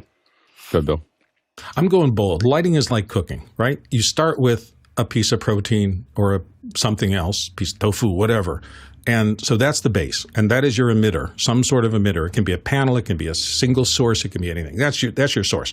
Then you've got spices, which are like your modifiers and the things that take the original thing and turn it into something that is better so that it's more tasty. And then you've got all the physics of distance from the subject. How big is your subject? How far is the light from it? How big is the emitter? And the interplay of all these things. And that's the chef's skill part of it. You can give the same piece of equipment or 3 pieces of equipment to 3 different people, and you can get 3 different results in lighting because of that need to balance things. You have to look at how much ambient light am I starting with? What do I need to do? Do I need to separate them from the background? And how? Will I do that with different luminance levels, or will I do it with something else, like changing out the background and putting a different background behind it? That's the reason I find it so exciting to work in this field of creating imagery. It's because there's an endless variety, and what helps you be really good at it is time experimenting and understanding the basics, but then making your own food. And that's why you pay chefs a lot more than you pay a short order cook in a Denny's. Yeah, I've done a lot. Not that there's anything wrong with being a short order cook in a Denny's. Excuse me. I didn't want to diminish that. That is a hard thing too. I happen to like. I'm a diner guy, so yeah, to me, keep it simple. Totally. And I have to admit that I'm a bit of a diner guy when it comes to lighting as well. Like I like it to be very simple and where it. But I've done a lot in the lantern area. 20 inches to me would be a little small. A lot of times I'm looking for 36 or those 24 to 36 inch, which you can get paper lanterns that you can put in there if you want to, like big round balls, which we then sometimes hang stuff over top of it. But these lanterns, I would get bigger lanterns in that area, and we've used them a lot. I've actually if you go back and look at the Final Cut user group, what you'll see there is a 6-foot AirStar, which is, we used it for other things, but we used it for a lot of these conversations. And what was really nice about that was that it just feels like you're at someone's living room. Like that's how it feels, and that's the feel that we wanted. It's not for everything. If you're there's a lot of reasons to not do that and to do other things, but I really enjoyed this feel like we're all just sitting around a table at a living room at someone's house, and that's what it reminded me of. And I just love that feeling. And so if you like that feeling, if that's what you're looking for, is again, you get these larger ones that the 20 is a little bit sourcey, in my opinion. But I just saw, and I just saw behind the scenes, I think it was 60 Minutes a week or two ago, where they were doing this lantern. They had dropped a lantern over top of them, because I looked at the lighting and I was like, wow, that's really soft. That's for 60 Minutes. Now, what they did do is they had some really small lights that were kind of off frame, that were just doing little hair lights. And that's a lot of times what you do, is you kind of grab onto you give them a little bit of an edge to separate them out. But the key is to keep that really subtle, so it doesn't feel like you're giving an edge. You're trying, but you're not trying. Go ahead, Brandon. Yeah, and one of the cool things, so Aperture, I don't have it pulled up on my screen right now, but their lanterns that they use actually use a lot of Beauty Dish principles. So they have a actual diffusion disc that goes in the middle of the lantern before it actually gets to the softbox outside of it.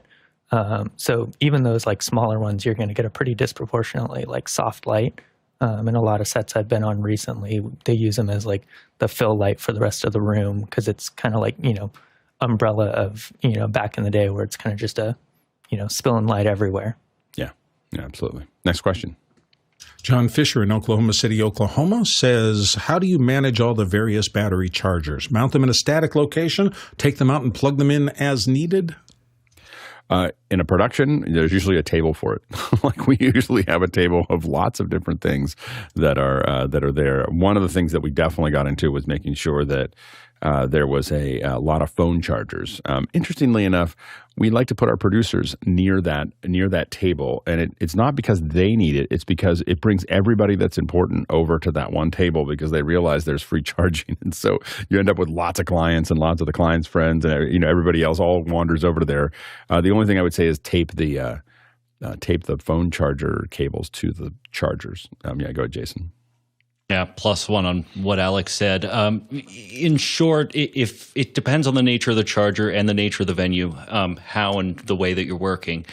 I tend to use 2x2 pieces of plywood, and I align what I need, get screws, shoot them in, and then just basically force mount, especially for the larger charge battery things, so that I can run the cables very nicely, and I only have one plug-in. And what I will say is that we usually keep the chargers in the divisions that they need. So the audio chargers are usually somewhere in the audio department. The video, the V mounts or the Anton Bowers are where they need to be. So it's this. I'm just talking about general charging. The other thing to look at is for international. We have some international. I don't think I have any within my arm's reach, but I have some international strips that have all of the different almost all the different plugin options that you could have in the world, all in one. Each one of them is all of them. So when we're overseas, a lot of times we put those up, and they're very popular. You can get them with a C13 input, so that just like your computer or whatever. And so you do that, you tape that to it. But that means you can go to any hardware store in the country that you're in and plug that in, plug it into the wall, and now it's there for everybody who needs it. So those are, that's one option. The other ones in the United States, I don't know where we get them, but you see them everywhere. They've got doubles down the center, and then they've got ones that turn on the outside.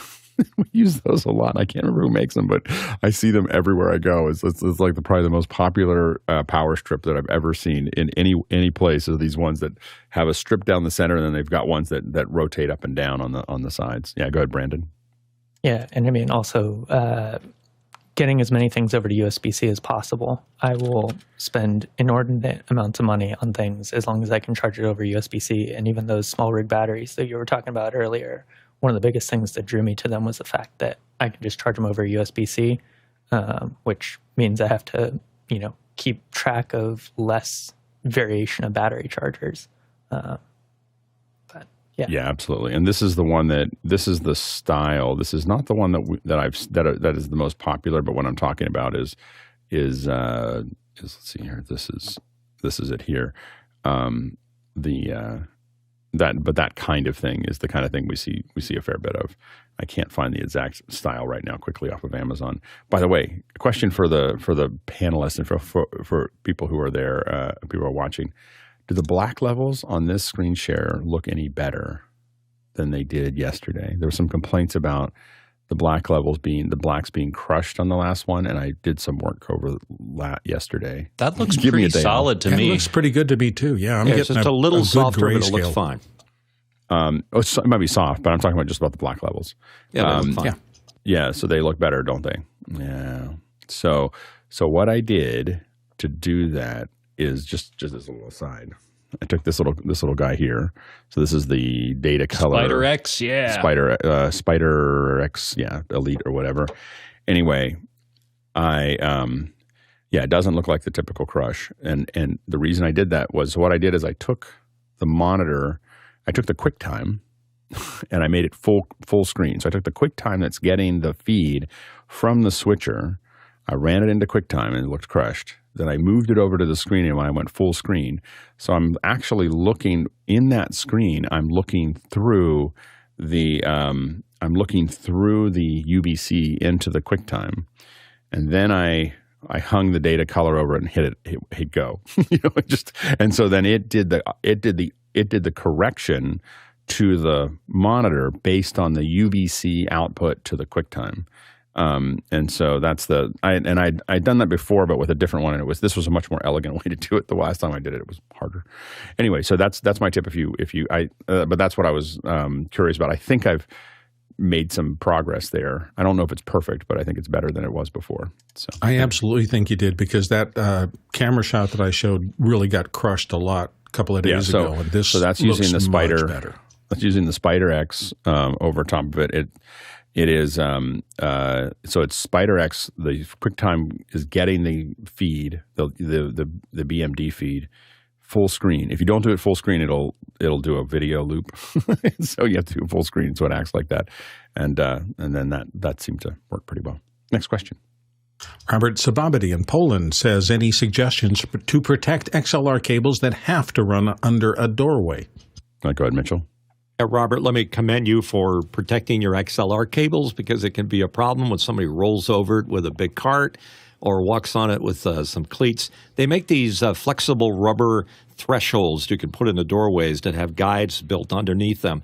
And what you do is you place the cable inside the guides and you flip it over and set it in the threshold or the area where there's some traffic, and it generally protects the cable underneath it. It's never going to protect the actual connector, but as long as the cable is there in the channel, you're good to go. Go ahead, Bill. And forever, we've used gaffer's tape. There's all sorts of videos on YouTube about how to lay a central strip and then side strips and things like that to keep people from catching it. A couple of the rules: you never want to put low voltage signal cables like XLR running parallel to power cables and things like that. Also, there are more things like this out there that I'm finding more interesting, and it seems like it's really a lot easier. It's kind of a Velcro tunnel that you can just slap down over something. For a lightweight doorway that's not having 1,000 people come through it, I might give something like that a try. If you want to get up to the big guns, there are all sorts of plastic cable things. Yellow Jacket's a common name. Those are the kind of the industrial, even if somebody decides to do the merengue on top of your cables, that the cables will not get touched because they're really, really rigid and solid, but they're more of a pain to get out to site. Yeah, there was a question that in the chat about the flat XLRs, but the problem is the nature of XLRs is that they have to be twisted. They have to go together. They have to go together for a balanced cable. So I've never seen them flat. What we have done in ones where there's a really tight registration of the door is we run a full-sized XLR, and then we go to thinner ones and then back up to the thick ones. It's not as good as running it through, but sometimes we've needed to do that to get underneath something that we needed to work through. The problem with things like Yellow Jackets, of course, it's not going to go under the thing. So you really the one thing we do is we will run them right next to each other very, very carefully. In general, what we try to do is keep all of our XLR cables, all our cables in general, in pathways that stay the same all the way through their run. That way we can look at the third one over and know what that is, as opposed to having them kind of clumped up or going over top of each other. So, and as Bill said, if we're going to run both power and XLRs through a doorway, we'll run the signal on one side of the doorway and the power on the other side of the doorway, so that they're usually, I try to get at least 2 feet between them. If they're going to cross, you need to cross at 90 degrees. Now go ahead, Jason. Yeah, all of that is really good advice. And as far as how beefy the infrastructure is, it just depends. Are you trying to get rid of trip, or is it really just protecting the cable? Are carts going to go over this? That matters a lot. And then the other thing is that I rarely run long XLRs anymore. So that the other thing to kind of keep in mind is that we're using Dante or other things like that. So we're using IP-based solutions to get from one place to the other. So it is pretty rare to see. I mean, if I'm throwing something down it's not got budget. If it doesn't have budget, then I might throw some longer cables down and use them. It's mostly my own little projects, but almost all of my projects use Ethernet at this point, and so that's kind of the way we kind of, and then that's a lot easier. You can get flat, you can get all kinds of things with Ethernet that you can't get with audio cables, and you don't have to worry about power being next to it, all those things. So we just found that eliminated an enormous amount of the buzz that we would get out of things and noise and everything else. It was just to have an Ethernet, and then it's pretty easy for us to run 2 different routes via Dante to that process. Next question. Paul Wallace in Hot Springs, Arkansas today. Courtney, I have a single-story home and need 2 robust Wi-Fi and external routers. What make model would you use ideally, and also most cost-effective? And sadly, Courtney isn't here with us today. Go ahead, Guy. I wish I could even impersonate Courtney's voice. I would have went for it, but I realized I couldn't do that. But I'll try to answer the technical part. I just wouldn't waste my time with any of the consumer stuff. Knowing you, Paul, you don't want to go down and be stuck. So what we use, these can go in homes, but these are a commercial product. This is the unified Dream Machine with some access points. Now, what you get with this system is you get control. So you can change channels. So if you have interference from like your neighbors or something like that, you could change the channels. There's all kinds of strengths, things that you can go around and see as you position these, which channel width works better, transmit power. There's meshing, band steering. There's just so much fine tuning and granular control that you can have over using a unified Dream Machine. Now, you will need a PoE adapter, which is included in some of the APs, or you need a switch that'll give you PoE, because these access points, you don't want to have to plug them into the wall, so they will get PoE over a single cable. And some of the other ones that I have dual. So this is what the Nano that has just a single cable, but you can get one that has dual. But I wouldn't waste my time with the knowing what you do, Paul. You just don't want to go down. And I've seen it happen with people that use cheap stuff, and then it goes down right at the worst time. It happened to one of my good friends, and he wound up getting the exact same system that I have, and he's solid now. There you go, John. Plus one on what Guy just said. I just spent 5 minutes drawing a topology map and sent it to you on Discord, Paul.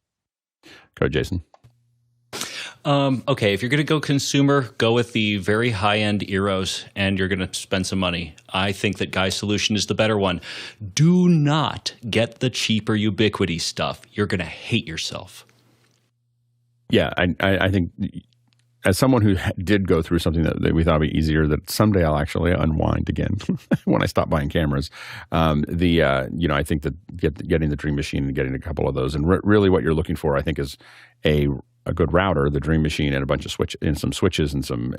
You're not looking for don't do two routers. Next question. Next one comes to us from Robert Sababity. He's back from Poland with any recommendations for a short throw projector to use in a conference room that has a 4 meter by 3 meter screen. If you're looking for ultra, I guess the question is, are you looking for short throw or ultra short throw? So short throw is I'm gonna only go. I only have to throw it 8 feet or something. Ultra is at the bottom of the screen. I don't know a lot of ultra short throws that will cover that size of a screen. I think you may be looking for a short throw. In either case, I would probably lean towards Epson. Epson's got a lot of great ones in that field. I think they do it. I think they do that type of projector more effectively than most other people. So there's a lot of other projectors as you go into longer, like more medium and long throw, that you may want to look at. But I think Epson does a really good job at the short and ultra short range. Next question. Tony Mobley, our friend, is back from Newman in Georgia with, could the panel talk more about ESET protection for your computers? I can't, because I don't know what ESET protection is. So I'm going to try to find this really quickly. I'm afraid that okay, I got it. ESET is essentially just a micro insurance policy. These are, extended warranties that just about every third-party retailer is just starting to add to sales, if I'm thinking the right thing. If that's the actual case, the only one I extend is AppleCare. Because it's the one that is, I buy every piece of Apple hardware. I just assume I'm going to get it. But I don't have any, but I don't do anybody else's because they're mostly a bunch of shyster deals. Go ahead, Jason. Another possibility. So ESET does make antivirus. It's a Hungarian company that does antivirus. If that's what you're thinking about, Tony, I think it's overkill, unless you are in very rare cases that I don't think that you are. But yeah, as a rule, if you want to insure your computer, check with your homeowner. Like you can actually get pretty good insurance on just about anything if you call them up and ask. Yeah, I am. If you're using a Mac, I don't see a lot of. Don't reason. Put it on a Mac. Don't. And I don't want to be location based controls, but I would not put an antivirus software from another country on my computer. It's crazy. What? There's some good cheap Russian stuff. Next question. Next question. Henry Ramos of Yonkers, New York says, bought a simple 4-channel audio Balun analog XLR to Ethernet snake that specifies Cat 6 Is Cat 5e okay? Does it really make a difference? Go ahead, Mitchell. Yeah, it's all analog, so you're not getting the benefits of IP-based Ethernet cable. It's just a transformer and the balun there. Yeah, it probably does if you're going to do a long run. A 5e will work just as well as a 5 if the run is shorter. So if you expect a long run and you're near stuff that might be a problem, it's all in the twist and the wires that's in there, and 6 is a better twist, like we did last summer. I think this makes a huge, massive, can't emphasize it enough difference in the way that this works. I would go with Cat 7. Analog baluns for audio is a terrible idea. yeah. I don't think that I would stick with. I have to admit that I would definitely not go very far with what you're doing. Like I just don't know what the run is. So yeah, I wouldn't. We've used these when we have some channels that we want to pop into something that is going about this far, about 4 inches, and then it goes just spinning out to analog. But I've never used them for any kind of run, and it seems like a lot of trouble. Like I would definitely not do that. Next question. Robert Sababity back from Poland with Spider X came up a minute ago. What does it do, and when do you need it? Go, Jason. Glad you asked, Robert. Spider X, so Alex said Spider X Elite.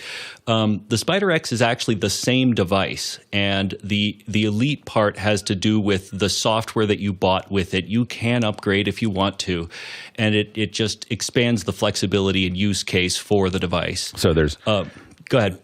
Just because I have it sitting in front of me. So basically it pops open like this. And this is there's a couple things. There's a sensor on top. So you set this on your desk to get to get the ambient of your space. And then there's a bigger sensor that's here. And then you pull this apart and you use this to hang it over your monitor. And it'll give you an image that it says hang it right over this place. It actually changes the color of the whole monitor. I don't know if it really matters, but it gives you a place to go. And so you hang it over that, and then you tell it the target, your target brightness and so on and so forth, and you hit go, and it will just it'll ask you, are you using a wide gamut or SDR? You'll make some decisions there, and then you hit go, and what it does is start showing you different colors. So what it's doing is it's telling the monitor, this is the color I think I'm seeing, and then it's reading that color, and seeing if that's what it's getting. And so then what it does is it builds an ICC color profile for your monitor and loads it in. And so with all my monitors here, I put it on all of them. I went ahead and recalibrated them. They hadn't been recalibrated in a long time because I was doing this one thing, which is trying to fix the blacks on my screen capture. So that's what it does, monitor calibration, and it does a pretty good job. I mean, I think that it's when you put it on a bunch of screens, if you've got 4 or 5 screens on the same computer and you put them on, I don't know if it's perfectly accurate, but they're all the same. Like they all, when you move it from one to the next, they all look like they belong together. So it's good at kind of standardizing what you're looking at, and it definitely fixes a lot of color shifts that your monitors may have. Yeah, go ahead, Jason. So if you think about a spider in terms of LUTs, it's basically building a LUT for a monitor like you would build a LUT for a camera. Well, and I have to admit, going down this rabbit hole of trying to fix this black thing, this is what happens. By the way, when you make comments on this show, this is the proof that I definitely listen, because it was bothering me a little bit, but I was like, I don't know if it really matters if I'm crushing the blacks. And then someone complains about it, and then it becomes like 3 hours of my Thanksgiving day was like working on getting this all figured out. Anyway, but I am now, the rabbit hole, part of those 3 hours was researching a conversion tool, and it appears to be some conversion tools to convert LUTs. They're so close together, they're just a format difference. Converting LUTs to color ICCs. That means that I could go into Resolve and fix the capture, and then save out a 3D LUT and then convert it to an ICC profile, which I'm working on. I haven't never done that before, so but I'll report back to you once I've figured out. We have a show planned later in December for LUTs in general, and so I'll probably talk about it then. Next question. Next one comes to us from Brett Bailu in Wisconsin, Appleton, Wisconsin, chiming in about Ubiquity's access points. It's important to note that some newer APs, like the Unify 6 Pro, will require higher-powered 48-volt power over Ethernet injectors than the previous or lower-end models, such as the AC Pro. Go, Jason. Yes, you're correct, but be very careful here. So it's not actually the 48 volt that is the old 48 volt. This is a variant of PoE plus or plus plus, or, again, start with this stuff, because the oldest version of PoE was actually just a straight 48 volts down. The modern stuff actually asks for what it needs, and that gets into power budgets with the switches, so just be careful. Next question. Next one comes to us from Hamza in Marrakesh, Morocco. Has anyone used the OpenMP-TCP router to aggregate WAN wide area network connections? If so, any gotchas regarding video streaming and remote audio setups? I haven't. I'm actually interested in it. This is new to us, but I will tell you that aggregating WAN connections will work fine, or can work fine, when it comes to doing streaming. So if you're aggregating those and you have enough buffer, you're going to be able to collect all those on the other side, and it's going to work fine. But I think that the challenge you get into is any kind of real time. So WebRTC, other things like that.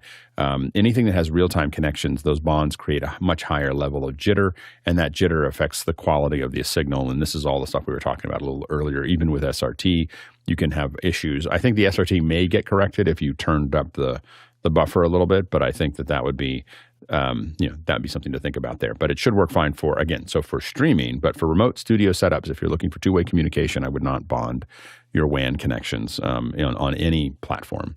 And I think Marrakesh, you're the first question from Marrakesh, Morocco. I believe so. I've never read it's that on before. my bucket list, Hamza, of places that I want to visit. so anyway, hopefully you stick around and we'll get to know each other, and maybe I'll come visit because I really want to go to Marrakesh. It just looks like such an amazing city. We had a remote event done there where we had people on the ground there, but I didn't get to go. I had to sit on the other side and just watch how much fun everybody was having. Anyway, next question. Tony Mobley out of Newton, Georgia is back again. Are there any ATEM Mini deals? He hasn't seen any this year. I haven't seen any. I think that you don't get very large deals from Blackmagic because I don't think they have that much margin. I don't think that, they keep the prices so low for themselves. They're always trying to make it as affordable as possible. There's just not a lot of room there for them to squeeze down. They can't give you 50% off because that means they'd be paying you to buy their hardware. They just don't run at those margins. Go ahead, Mitchell. Yeah, BSW is selling it for 17% off. 17. That means BSW is just trying to bring you in because that's probably most of their budget. It's not all of it, but it's probably most of their margin. Next question.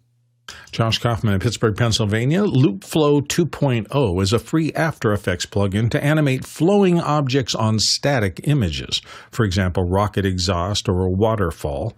Outside of Adobe, are there any standalone AI apps or services that generate this effect for images? There was one on the iPhone, and I don't know if they stuck around, but there was an animated one that was built for this, and they were really going down this path of promoting it, but I don't know what happened to them. But there used to be I want to call it, I don't think it's Enlighten, because I think Enlighten is a different,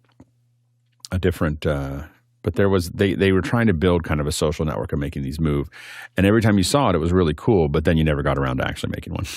You were like, this looks really great. I should do this everywhere. And then you never did. Go ahead, Mitchell.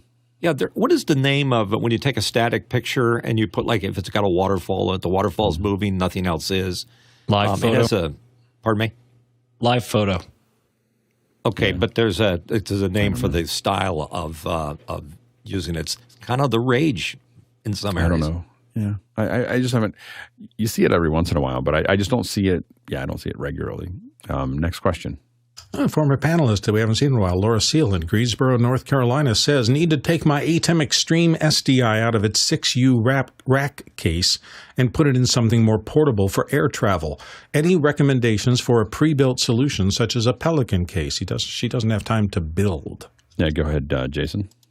SKB, I believe, makes a 4RU case that pulls out of an SKB case. I prefer Pelican to SKB, but I think that their stuff is very designed to be easy and fast and cheap. Yeah, and I'm not sure if you're trying to keep it wired up or whether you're just trying to pull it out and take it with you. There are some companies that make covers for them. You can find them on Amazon that make plastic covers that go over top of all of the things. And I don't know if they go over the SDI on the other side, because the one that I have, not right at my fingertips, but I have one for my Mini Extreme. It just goes over the top. It's just like on a top cover to make that happen. So yeah, that's the only one that I know of. Go ahead, Guy. Yeah, if you have the original box, I would just put it back in its original box and ship it that way. I mean, it's form-fitted foam, and we shipped thousands of those things with not any damage, so I would just put it. This is why I save boxes like that. But otherwise, just wrap it in bubble wrap and put it in foam inside of a Pelican case, and that'll travel well. Yeah, I mean, what I've done with a lot of things like this in the past, the smaller one, the smaller ATEM, not the Extreme, there's a case cover for that as well. And what I did is I popped the case cover on top of it. And then I have these Domke makes these wraps that are, and I have a couple different sizes of them. I had a big Domke wrap, and I just wrapped it around it. So I kind of protected everything else with that wrap.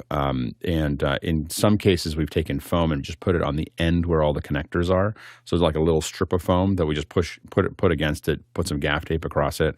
And that means if you have the cover and then those covered and then you wrap it up, you have to, if you put it in your suitcase, it's going to go fine. If you send it on its own, it's not going to go fine. Then you want to go back to its case. Yeah, go ahead, Jason. Yeah, just a last note to end it out there.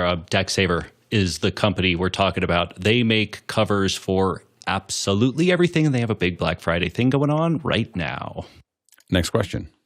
Chester Sweeney in Las Vegas, Nevada. What movie was the last movie in a theater you started to watch and something happened that caused you to walk out before it ended? What movie and what happened? Go ahead, Mitchell. Early 70s, The Exorcist. I was by myself, didn't have anybody else to play off of. I got up and walked out. And then I told myself, if I don't go back in there and watch what happens, I'll never be able to face this kind of movie again. It just scared me to the core. Some years later, I ran into Linda Blair at a club, and I did a little bit from the movie, and she didn't think it was very funny, and I got thrown out of the club. Go ahead, Bill. Whoa. I never actually left one, I don't think, because if it's really that terrible, I figure I can go to school on this and try to figure out what did they do to make this movie as bad as it is. The one I came closest to was the original National Treasure, and I think it was the moment they stuck the torch into the obviously now 200-year-old thing, and it instantly lit up and went through everywhere. And I thought, that's an interesting fuel source that can sit outside exposed to the air for 200 years and instantly light up the entire set in 2 seconds. You just have to suspend disbelief. I mean, that's a lot of disbelief to suspend. Go ahead, Guy. I just wanted to congratulate Chester on the most downvoted question ever with negative. Yeah, we still got it. Votes. We still got to it. Yeah. So, and it was good. I think that it fit as a near the end of the hour kind of fun social discussion about what we did there. It beat me. I had the record before that. I had a couple. I think I have most of the top 10 of negative voted questions, and so that we still get to them. What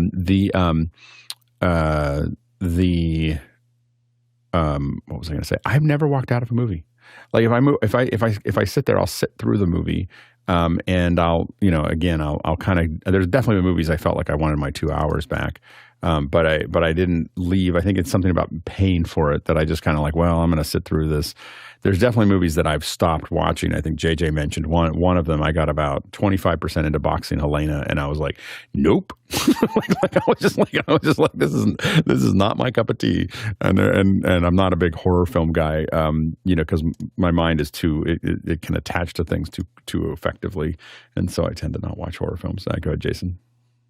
I think I've only ever walked out of one movie. And if you've ever seen the first 3 minutes of the movie Bruno, I felt like the joke was on me. And I'm like, all right, enough. Go ahead, Mitchell. Yeah, Alex, I agree with you on horror movies. They can, if you're open to it, it's a bad door to have open. Yeah. Actually, there is a movie I walked out of and didn't go back into. Way back when they had Sense around, I went to see Earthquake starring Charlton Heston. And when the earthquake started happening, it was very authentic, including parts of the ceiling started coming down in the old theater I was at. And I said, this is not a place that you want to be with that kind of rumbling going. As I walked out, I said, I'm not going in there. That's nothing like a great LFE. Go ahead, Brandon. Yeah, I mean, similarly to you, Alex, I have also never walked out of a movie, but about probably 20, 30 minutes into the new Avatar movie, I was just blown away by the spectacle. Story was neither here nor there, but I was taken in every single bit of, all of the new technology they were using in it, and it was just absolutely phenomenal. I do admit the newest one, the second Avatar, definitely kept me in because I was looking at the textures and the models and everything else. I didn't. There's a couple places where it jumped the shark a little too far. Like of this is an obvious plot manipulation to create something later, and you could see it while it was happening, and you were just like, really, like. Exactly. Anyway, so 100%. you're going to go all the way to hide, and then you're going to come up over the radar. Next question. Douglas Carmichael, Blackmagic Design is selling the ATEM television studio HD8 at 30% off for 1 week only. Do you think that the rack ATEMs are selling better? Well, that's pretty cool. For 1 week only. Okay, so we have a sale, and that usually means we're clearing the deck. So that's a clear the deck kind of like, hey, we've got a bunch of stuff in here. So what I would say is that usually makes me think that December or January there's new hardware. That's usually what I would read that as. So that'll be interesting. Next question. Robert Soji in Los Angeles. Can you recommend the best way to learn audio editing methods in Final Cut Pro? Thanks. Go ahead, Bill.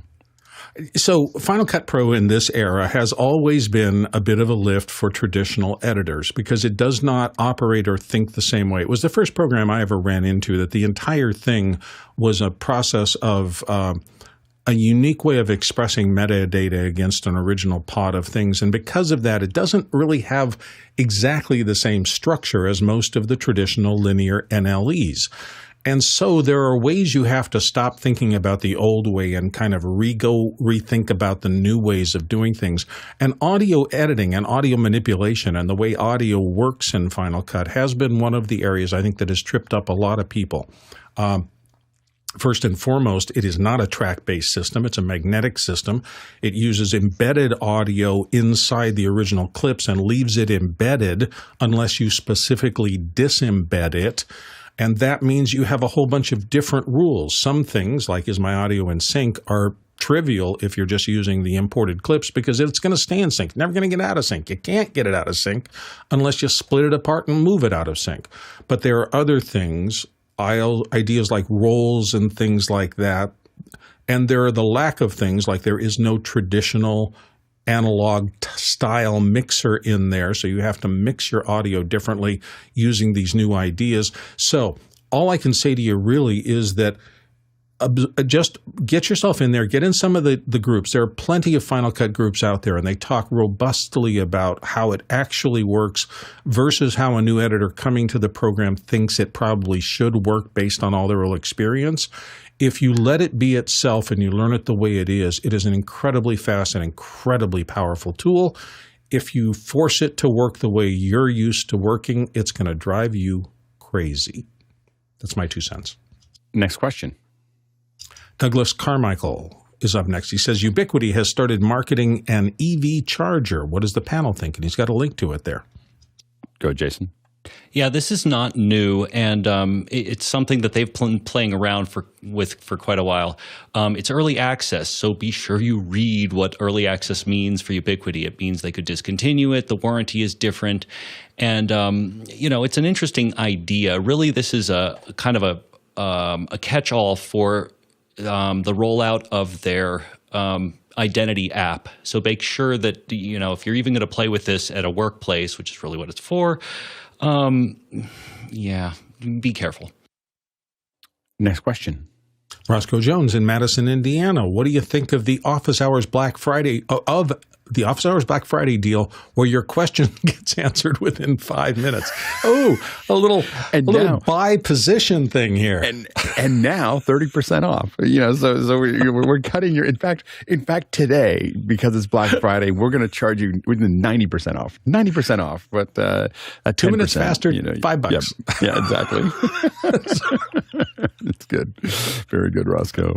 Thanks to the panel for being here, and we had a great panel today, great discussion as always. I was trying to explain to someone like how that works. I was like, yeah, they're like, well, how do you schedule the panelists? I'm like, we turn it on. And they're like, and he's like, but how do you know who's going to show up? I was like, we don't. And it goes, and how many times have you done this? And I was like, like 1,200 times or something like that. And he's like, every day? I don't understand. So anyway, thanks to the panelists for being here and being part of this conversation and serving everyone with some new knowledge. And thanks to the producers for asking those questions every single day. I have to admit, I do find these 2 hours of Q&A very relaxing and just fun to be part of. So thanks for making sure that we actually have the questions to answer, because this is a really short show without you. So thanks to the producers for that, and the great discussion in the panel as well, or in our chat.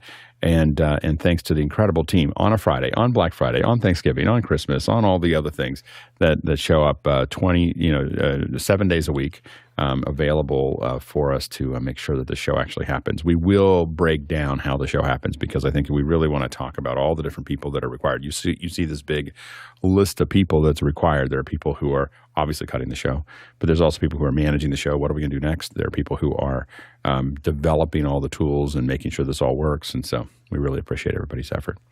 We traveled 102,000 miles today. That's 164,000 miles, or 164,000 kilometers. That's 102,000 miles. And that is 809 million bananas for scale. All right, let's go ahead and jump into After Hours.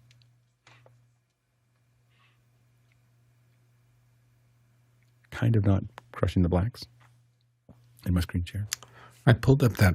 I had that working like 2 years ago, and then when I flipped my rig, it went back. It and is like, I'll get around to it. I'll I'll get around to it. Yeah, but I think once I get the LUT, once I get the ICC into a LUT, and then when I take it into, then I can fine tune it. My quad link display, that 4K TV with the 4 up, I actually had to do it 4 times and then a separate time for each input when it's full, because it's a completely different display. All right. Everybody have fun. Don't buy too many things.